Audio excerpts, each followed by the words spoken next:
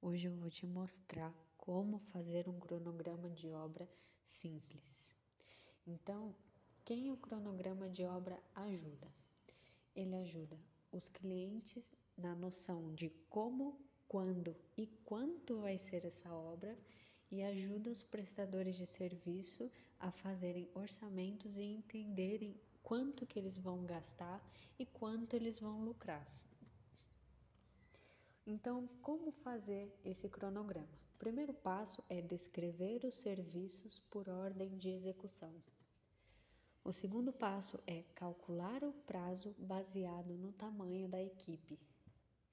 E o terceiro passo é calcular o preço da mão de obra e o lucro desejado. Então, aqui eu vou te apresentar uma tabela de exemplo.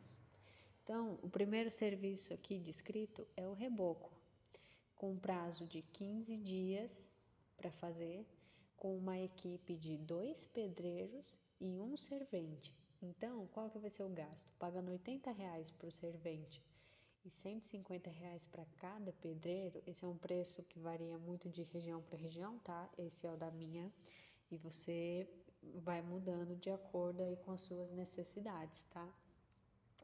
Então, no caso dessa situação, o gasto vai ser de R$5.700.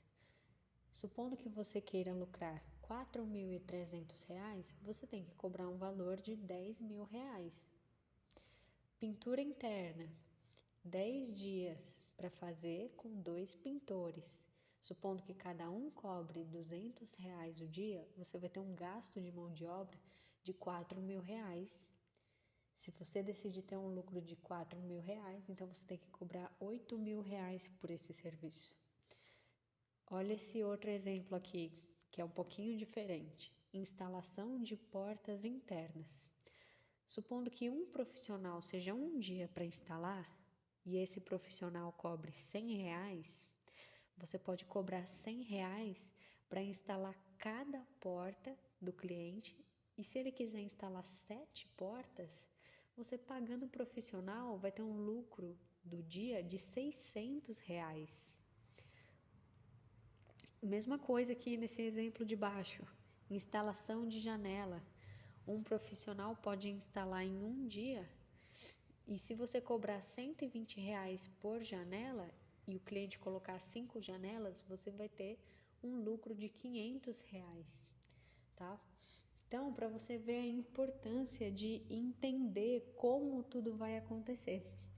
Agora, o que eu quero te explicar aqui é essa tabela aqui é a do profissional. Lembra que lá no comecinho eu que que ajuda o cliente e o profissional? E aí você me pergunta, como eu vou fazer a tabela do cliente? A tabela do cliente é muito simples. Você vai remover a coluna de gasto de mão de obra, porque isso é uma coisa sua, o cliente não tem nada a ver, é para isso que ele te contrata, e é lógico que você vai remover a coluna 5, que é o do seu lucro, né? Porque se o cliente vê que você está lucrando R$4.000 num reboco de 15 dias, R$4.000 numa pintura de 10 dias, R$600 em um dia, ele vai contratar diretamente o profissional que você também contrata, tá? Agora, essa coluna 3 aqui, que é da equipe, você pode remover, mas você também pode deixar. Eu, pessoalmente, gosto de deixar para o cliente ter um conhecimento de quantas pessoas vão estar na casa dela no período de cada serviço.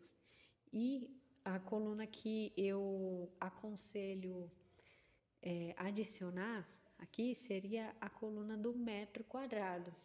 Então, por exemplo, reboco, 100 metros quadrados, 15 dias, valor do serviço, R$10.000, tá? Por que que eu recomendo você fazer tudo isso, fazer uma tabela para você, fazer uma tabela para o cliente, né? Fazer toda essa documentação.